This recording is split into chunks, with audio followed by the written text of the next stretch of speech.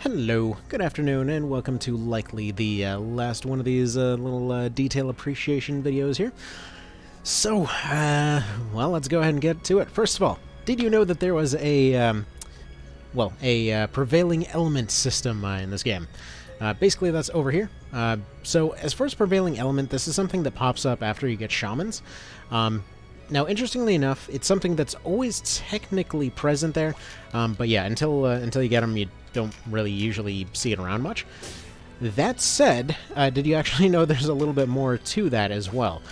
So the Shamans, this was taken out in One Vision, by the way, because it's a little bit useless here, but the way this Prevailing Element system works is that there is a mix of different elements in each map, and they can go basically plus or minus 5 or so. Most of them are going to look a little bit like this. Usually it's just going to be one that's going up or down. In some more extreme cases, there may be a couple of them that are moved around.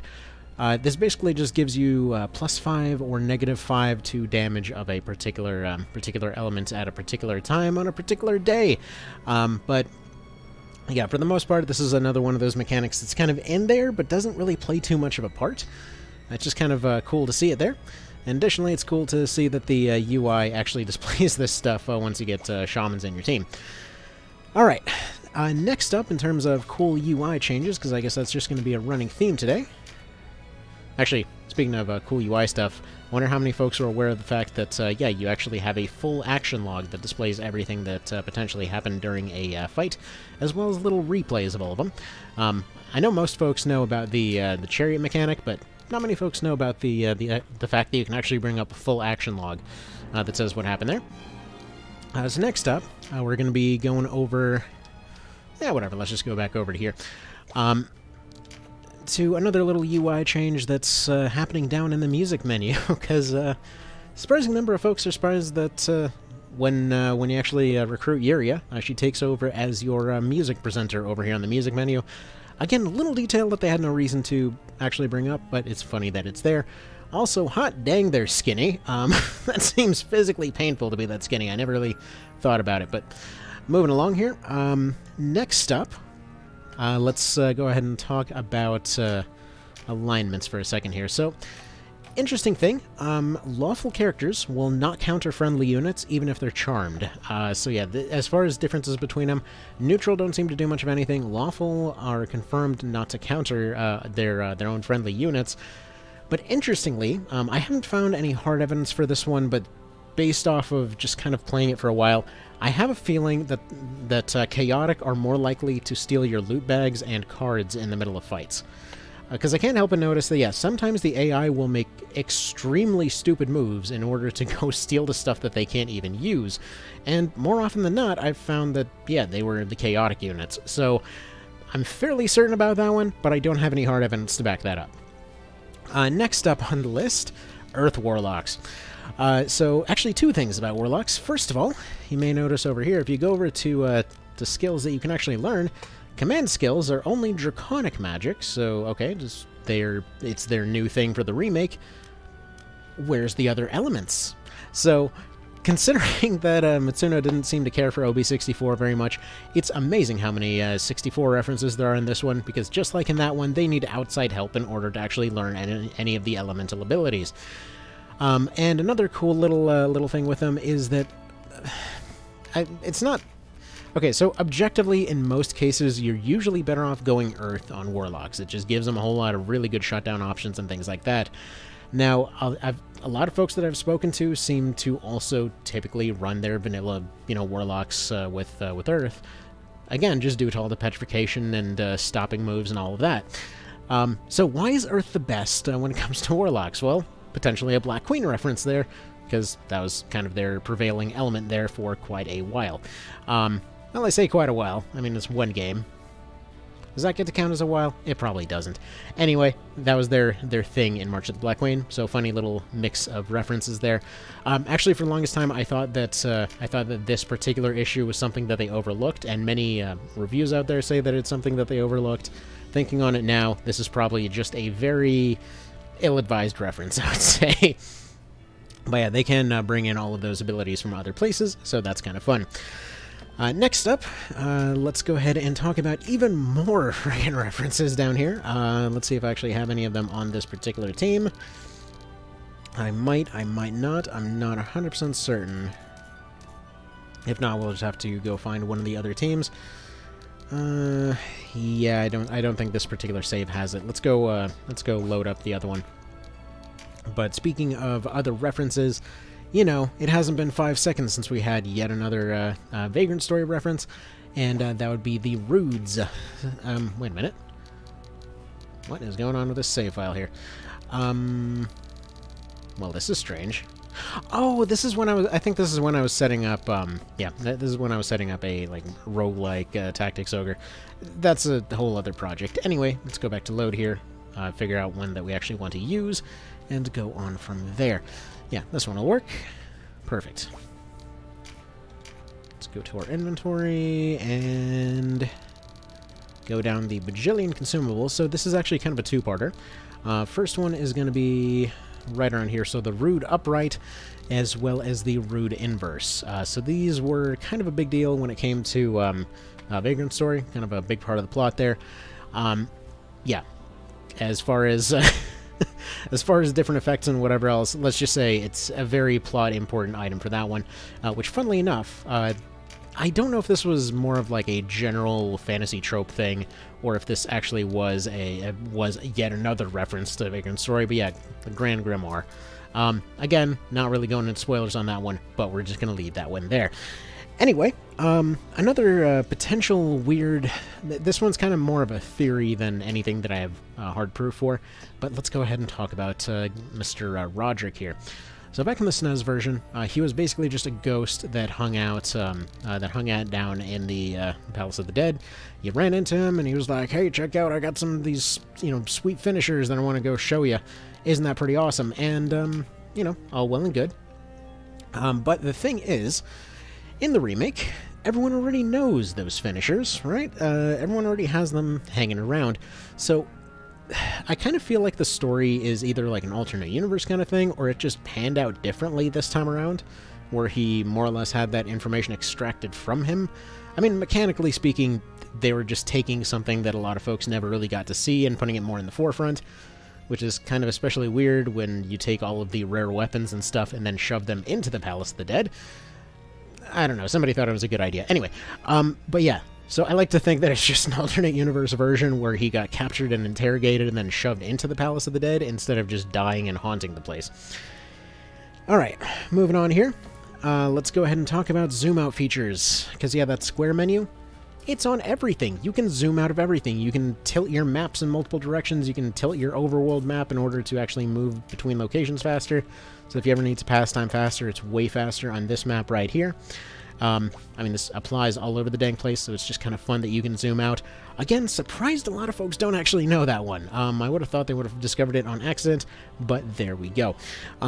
Another cool thing that, once again, never seems to come up is the Ambition, and admittedly, yeah, I didn't have any friggin' clue about this for the longest time either. So this had a different name, I believe, in the original SNES version. And then got called the Ambition in the in Night Lotus. It might have also been the Ambition in the original game. I'm not certain, but yeah, this is the hardest to obtain weapon in the game. Basically, by the time you get it, there's absolutely no reason for you to actually need to get it. But it is pretty solid all the same. 10% damage against, 10% bonus damage against people. Bonus of anatomy. Can't get leadened because you know why? Leaden didn't exist in Night of Lotus. At least that's how I like to view it. Maybe it's something else, but it's just a very weirdly specific debuff resistance to have on this thing. Because, yeah, okay, death proof and things like that, I believe it actually prevents everything except for stuff like leaden, like some of the minor stuff, so it is kind of weird to have it on there. I could be a little bit wrong on that, but either way, very oddly specific thing. I'm certain it's because of KOL on that one. And to clarify, since it actually came up last time, yes, KOL in terms of Night of Lotus, not anything else that KOL might stand for. Alright, next up in terms of very oddly specific things, we got to talk about Dark Priest Kashua over here and her dialogue choices. So if you didn't know, Some folks thought it was actually random whether she showed up or not during the Barnicia fight later. And if you didn't know, it's whether or not you intimidate her during a conversation on the complete other side of the continent earlier on. So back kind of when you're talking with the Pope way over in this direction here, like in Benahanuba and whatnot, the guy asks you if you're willing to go to war with your sister. Basically, if you tell her that you'll do whatever the hell you dang well need to, she ain't showing up because, you know, you're on a murder spree. If you say that, yeah, you're not sure you can, she thinks you're a cowardly piece of crap and will show up and call you out for it. So it's just kind of a cool little touch there. Here, let's see. Another interesting thing here, actually we'll go ahead and go to another bit in a moment, but if you didn't know, Zapan actually does have an ending. I don't remember if Zapan is on this particular save. Here he is. I believe he's actually dead on this particular save. But if you recruit him, unfortunately his ending is actually very low on the priorities list as far as the game is concerned. Some endings will overwrite other ones, and I forget what exactly overwrites his, but more often than not, unless yeah, so in this particular one, Vice actually killed him. But yeah, in most cases, folks will not see his ending, because it's either, I think it was like Habrim or Olivia, or one of the more common ones, that would typically overwrite his ending at the very end there, so yeah, kind of rare to see his ending. Moving on, we have me using the wrong computer here. Sorry about that. Alright, other kind of leftover things from last time that I forgot to mention. Hoplites. Lizard-only class. Reference to, this is a reference back to OB64. Again, hoplites were a thing in that one. They were actually called phalanxes in that one. Either way, they're kind of your trademark kind of tanky class. Funnily enough, they actually can use spears for that reason, even though you can't use their same build, because they did a spear and shield build in that one, but either way, at least they can use spears, so that's nice. I believe we already talked about weather effects here. Oh yeah, endless Vagrant Story references in this one. Did you know that, yeah, a lot of the mechanics as far as everything were kind of based off Vagrant Story outright. Like, for example, a lot of the stuff like all your strengthens and breaches and whatever else are very similar to the way that Prostasia, Heracles, Corrosion, all that kind of business worked over there. I'm not really going to go too deep into it because, yeah, a lot of the racial system, the way that everything scales, the way thresholds go, let's just say a lot of it is very, very similar. If anyone that has played it, you can probably back me up on this. Anyone else, you can probably just be confused. Because, yes, quite frankly, the system in that one is very confusing. Just think of this, except it's a solo run, and also you can custom build every weapon. And you can basically smack a training dummy to be really racist against ghosts. It's an experience. I've mentioned that earlier. It's very hard to describe that game. But okay, next up, you might be wondering, what in the crap are we looking at right now?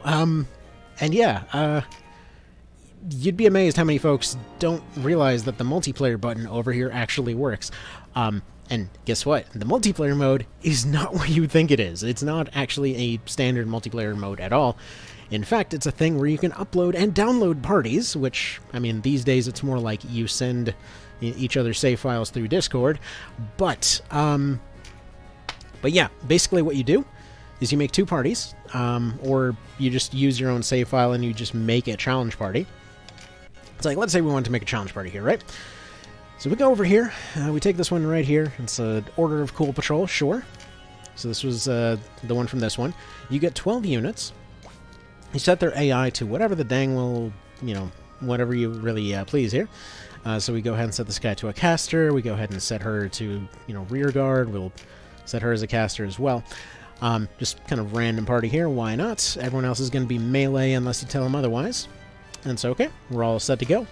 Surely that's it, right? That's as far as this mechanic goes. You'd be very wrong. Because, yeah, you can mess with their AI. You can mess with what map they end up spawning on. You have a whole bunch of different options. Whether you want them to show up in different towns and what have you. Never use the Port Omish map. This map is terrible. Anyway, the other ones are pretty decent for the most part.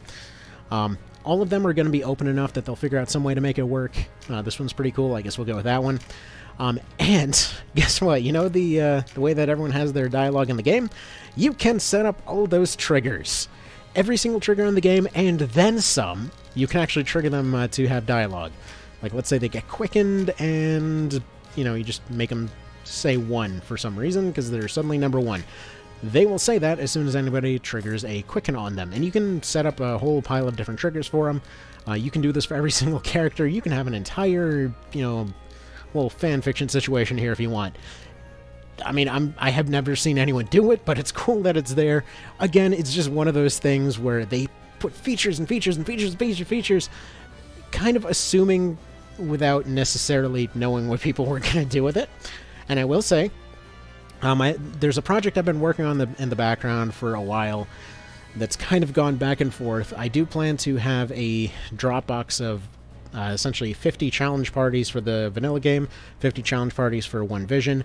I'll probably end up putting out the vanilla ones first, because the One Vision ones keep changing every time that it's updated. So once One Vision hits 1.0, that's when we'll do all of those ones. And hell, I've tried to do this Ogre League thing pretty much the entirety of 2020, and every time I think it's done, another patch hits, and then they all need to be redone, and yeah, then it just kind of winds up in this weird halfway period. And there was that one time that I kind of accidentally overrode a bunch of them. Either way, details are whatever on that one, but point being, this can be whatever the hell you want it to be. It's pretty cool. So we go ahead and, you know, we save this party over here. We save them right here, and then we have 2 different runs just go and have a fight against each other. Actually, just so you know, as far as how this works, this will automatically scale all of them up to level 50, and additionally, this will create a situation where you have, and by the way, this is a party from another run here. So this was actually a no KOs run from years and years and years ago now. God, I'm friggin' old these days. And yeah, if you have all of their AI saved beforehand in the actual, like, hard save file, they will retain that AI feature here. Most people don't really use AI, so it's just kind of there. So if we go ahead and interrupt it beforehand and just go ahead and have them do their thing, then we can have the AI fight it out while we discuss anything else. If in doubt, set Vanguard. It tends to be the general best for just kind of having it do whatever. Melee will always charge in. Healers are... So, okay, actually, this is a good moment to talk about how the AIs function. So all of the AIs have kind of like a different pattern and different preferences. You don't... So the AI within the background of the game will have access to different kinds of preferences and things like that. Just telling it like whether it wants an offensive setup or a defensive setup or what have you. You don't have access to those, but that's essentially for the purpose of telling the AI what to spawn in. I believe they were under the templates, as Rix was calling them. It's unclear. It's like some preset template type situation that the game's code uses. But as far as your AI goes in this, each one of them will function a little differently. So melee will always try to attack the closest thing. The AI will, by default, regardless of setting, it'll try to accomplish a set amount of points, and always try to accomplish, or rather, it'll always try to accomplish the most amounts of points that it can achieve for whatever thing. So, for example, if it's a healer, it'll try to heal the most. If it's a caster, it'll try to use the most magic. If it's a melee character, it'll try to do the most melee damage. However, different things have different values attached to them. No one knows those exact values at this point. So, for example, you may have noticed the AI loves to spam things like poison and stun and whatever else, because their AI essentially values that particular thing fairly highly. In terms of what exactly, like I said earlier, no one really knows what exactly those values are at this point. However, they do seem to be independent of any and all actual checks that the game does. So like you saw right there, he used Silent Light on a guy that is silence-proof. And once again, they will try it, but they will fail. So the actual... whether or not they can succeed is measured independently of whether they really should be doing that thing, and also I apparently have the quick skill rank cheat enabled on my emulator. That's all well and fun. Which, by the way, if you ever want to do an AI tournament, using the quick skill rank cheat is pretty darn fun, because then you can just go from like rank 1 to rank 8. It's pretty great. It turns into an absolute madhouse, but oh well. Personal preferences and all that. So yeah, as far as AI goes, the only ones that I know for absolutely certain, I know for a fact that they will always try to gravitate towards the center of the map. In fact, if you want to test this for yourself, set all of your units to a Vanguard AI and have them go to Farampa, and about, I'd say 20% of the time, they will not be able to complete the map without outside help, because, unless you're using archers, that is.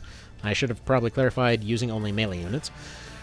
But without outside help, they will just sit there repeatedly circling around the middle, not really sure what to do. So I believe the Vanguard AI is specifically set to go towards the center of every map, while also staying a certain amount of distance away from your melee characters. Your melee characters will go towards whatever the map objective is seen to be. So, for example, if there's a leader unit, it seems to go towards the tile that they spawned on. If there is a completely open, like, kill-all map, they will generally gravitate towards the center of that map, or generally around where enemy units started to spawn. If there's a healer, they will not be able to attack every other turn. So they are pretty much locked in. Well, it doesn't necessarily lock them in. They still have the option to attack. They just can't do it half the time. For casters, they just seem to want to hold back and, you know, throw out as much magic damage as possible. Whereas rear guard seems to be more towards throwing out damage if they can, but throwing out more debuffs. Now, I'm not 100% positive on those because, again, I don't have evidence for anything other than the healer. But, well, the healer and the Vanguard, because those are both very easily provable. But it's just, you know, different AIs will do different things. And additionally, in terms of stuff that's, well, a little bit unknown, if you didn't know, the install data button on the main menu is kind of pointless. At one point, all versions of the game had, like, well, the Japanese version had just the base game, and then it got free DLC as time went on. Eventually, digital releases as well as all international releases of this game ended up getting all of the DLC and things like that built into it, since it was all free DLC and just kind of done for presumably release dates anyway. So yeah, all of that just got worked in. And yeah, that's what that button was for. It doesn't actually speed up load times, because they're pretty much instant anyway. And all it does is nearly double your file size. Additionally, if you're using the One Vision mod, it creates a file that's like XQETACO or something. Generally jokingly referred to as the sex taco, that yeah, will completely glitch your game in really hilarious ways. So probably the weirdest that I've seen is Kashua trying to heal and taking a swing with a broadsword using an axe animation. No idea how or what's even going on there exactly. Everyone experiences different glitches at different times, because it's literally just a mix of different assets and the game doesn't know what to do, and eventually it crashes. At some point, I kind of want to try and beat the game under that condition, just to see what would happen. In most cases, like I said, it just kind of crashes before you really get to do too much. The other day I heard of somebody actually playing for about a couple weeks and finding a bunch of invisible dragons. So, well, in a place where dragons don't even spawn. So it's, yeah. It's interesting, to say the least, but generally don't willingly do that. It's something you definitely want to avoid. Next up, in terms of, ooh, what's going on here? I think that's basically everything that I had on the list for now, actually. More or less covers what I wanted to cover, because, well, you don't really see the multiplayer function come up too often here. It's just fun to see, you know? So let me know what you guys would like to see in, for example, this multiplayer list that's being put together. Right now, I'm mostly remaking stuff from the rest of the series. Well, remaking them in the case of the One Vision stuff. So I'll probably make a Dropbox, or maybe pin it in the Discord, or I don't even know. We'll see. We'll see which way it ends up going. But it should be a fun one for folks to test out their parties against. And yeah, I hope everyone has a good one. Let me know if there's anything else that I might have missed over the course of this whole thing. and hope you guys have a good one. No, this last one was a little bit short, but, you know, kind of expected this multiplayer bit to go on a little bit longer than it ended up doing.